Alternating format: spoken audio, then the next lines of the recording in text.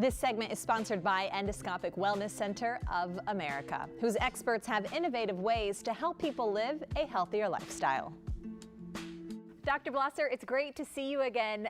When someone comes to see you professionally, right, what is that experience like for them? I know you've been doing this for decades, right? Yes, I've been in practice for over 35 years and performed close to 100,000 endoscopic procedures over that period of time. So the first is to establish with the patient if they have if they're a candidate for any of our interventions, whether it be balloons or the endoscopic approaches or the endoscopic sleeve. And this goes with this routine history and physical. Many of these patients have already had this before. They've come to see us by their primary care physician.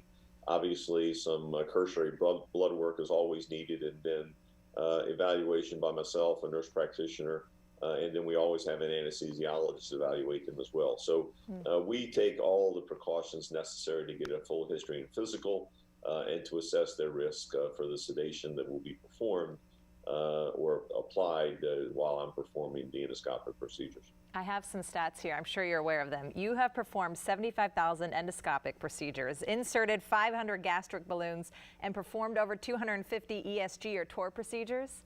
Yes, multiply all. Well, the more updated data is that, and it's part of that data was actually generated pre-COVID. So we are now, I'm approaching 100,000 endoscopic procedures. We're approaching 1,000 balloons, and we did over, just last year alone, we did over 250 TOR and ESG procedures. So 1,000 balloons, 500 ESGs and TORs, and somewhere around 100,000. So yes, we've got real good experience at EWLCA with this particular process. Yes, so you hear the experience behind it, and maybe somebody's saying, okay, clearly Dr. Blosser has done this a time or two. Who qualifies for it? Like, what are the BMI ranges that you have to be in, right? Exactly correct. And the BMI is a measurement system, and it's a mathematical calculation. The patients with BMI, everybody that has a BMI greater than 30, has an intervention potentially warranted for them. The younger populations, we tend to believe in that 30 to 35 are better balloon candidates because we can modify their behaviors.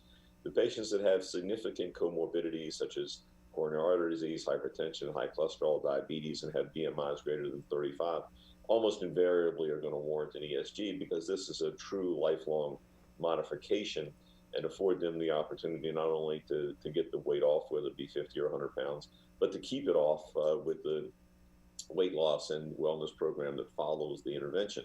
But understand all of these interventions that we do start with the premise that we're going to make the stomach volume smaller, whether we occupy that space with a balloon, whether we modify it with an endoscopic sleeve, or whether we return you to your native pouch, if you will, prior to, from your previous surgery for a Roux-en-Y gastric bypass or a laparoscopic sleeve. So we've got to start with the premise that we got to make your gastric volume small. Then we will work on the nutritional components of it and the wellness components of it going forward. For that process, are there any potential risks that are associated with it? No, we have not seen in the literature. There were some. There have been about 300,000 balloons put in worldwide. There were some reports about pancreatitis, which have now been dismissed. The gastric outlet obstruction, which can occur about 5% of the time.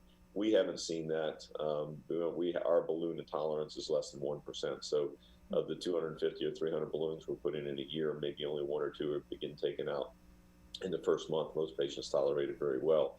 The potential risk from the ESG or the TOR procedures, which would be bleeding or gastric outlet obstruction, we haven't seen those because after performing the TOR ESG, I actually stick the endoscope back down and take a look to make sure that the lumens are open, to make sure the stitches are in place, and to make sure that there's no bleeding.